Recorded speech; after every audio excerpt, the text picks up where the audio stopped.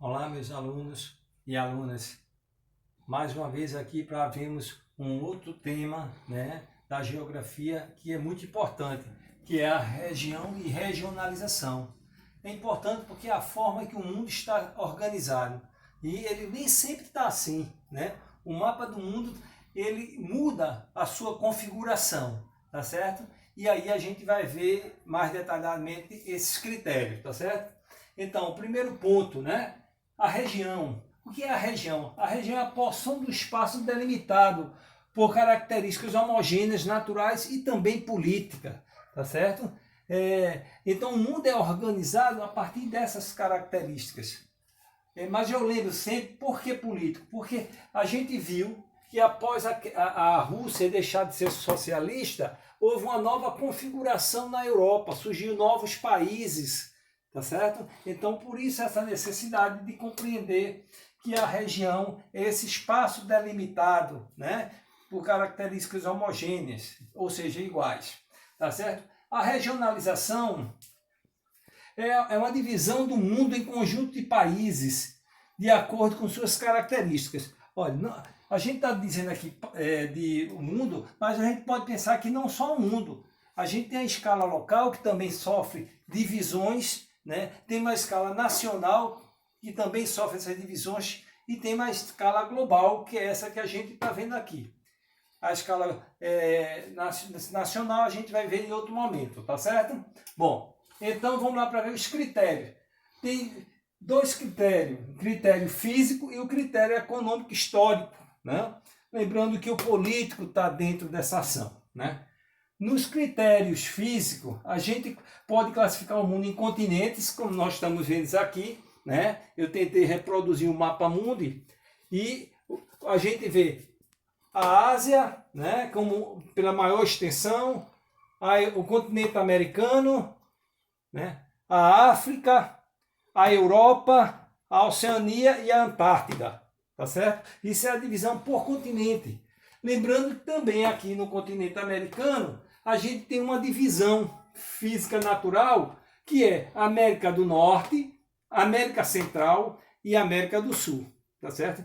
E do ponto de vista linguístico, ou seja, do ponto de vista da língua, do processo de colonização, a gente tem a América anglo-saxônica e a América Latina, ok? Isso é do ponto de vista físico, os continentes se apresentam dessa forma, Como eu já falei, esse mapa ele muda a configuração de acordo com as relações do homem no planeta, entre os países, tá certo? Mas ela também pode sofrer uma classificação a partir dos biomas. A distribuição dos tipos de vegetais existentes na natureza, que a gente chama de biomas, a gente também pode classificar. O mapa aqui não dá para fazer esse detalhe, não tenho como reproduzir ele, mostrando os diversos tipos de biomas. A tundra, a savana, a estepe, tá certo? As florestas. Então seria do ponto de vista do bioma, como também do ponto de vista climático, você pode classificar. As migrações também é outra modalidade, tá certo? Bom, esses são o que a gente está chamando de classificação, ou critérios físicos, físicos naturais. Por que físicos naturais? Porque a predominância é do natural, tá certo? Já o critério econômico histórico, a predominância é humana, é política, tá certo? Então a gente pode dividir o mundo em países a partir do índice de desenvolvimento humano, o IDH. A gente vai ver que a gente vai ter países, quem estiver mais próximo do Estados Unidos, como destaque, os países da Europa, Já os países mais pobres, da África, da Ásia, vai estar numa situação mais delicada nessa classificação. Também eu não tenho um mapa para reproduzir, tá certo? Outro critério bastante utilizado e que já está superado é dividir o mundo em três mundos: primeiro mundo, segundo mundo e terceiro mundo, Esse critério a gente vai ver que era os países capitalistas desenvolvidos, que é o primeiro mundo, aí seria Canadá e Estados Unidos no continente americano, e basicamente a Europa e a Austrália, né? Fazia parte desse grupo. O Japão também aqui, né? Ainda no primeiro, nessa divisão, nessa classificação, a gente tem o segundo mundo, que são quase a Ásia toda, né? A Rússia, que liderava o bloco socialista, aonde a atividade era planificada, de economia planificada. Como nós sabemos, a economia planificada, a maioria dos meios de produção está na mão do Estado, tá certo? E tem os planos quinquenais, que eram a cada 5 anos. Com o fim da União Soviética voltando a ser capitalista, ficou em desuso essa expressão. Por quê? Porque ele corresponde ao período da Guerra Fria, né?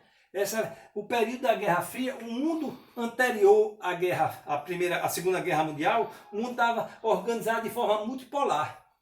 O período bipolar é exatamente um mundo dividido em três mundos, tá certo?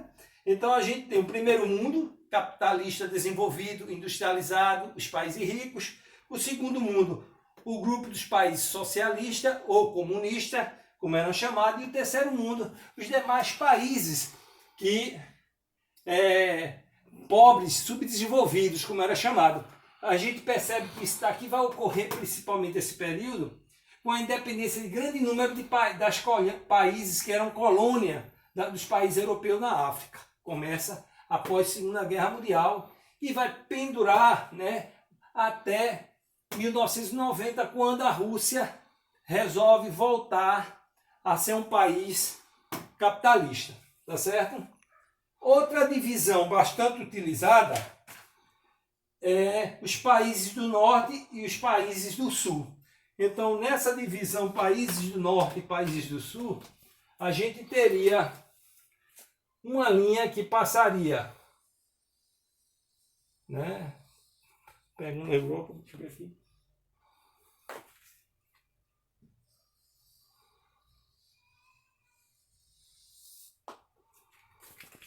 Aproximadamente dessa forma, onde os países ricos, como a gente chama, né? Europa, Rússia, Canadá, Estados Unidos, Austrália e os países europeus industrializados estariam na parte norte do hemisfério norte, né? Por isso que são chamados países do norte, são os países ricos.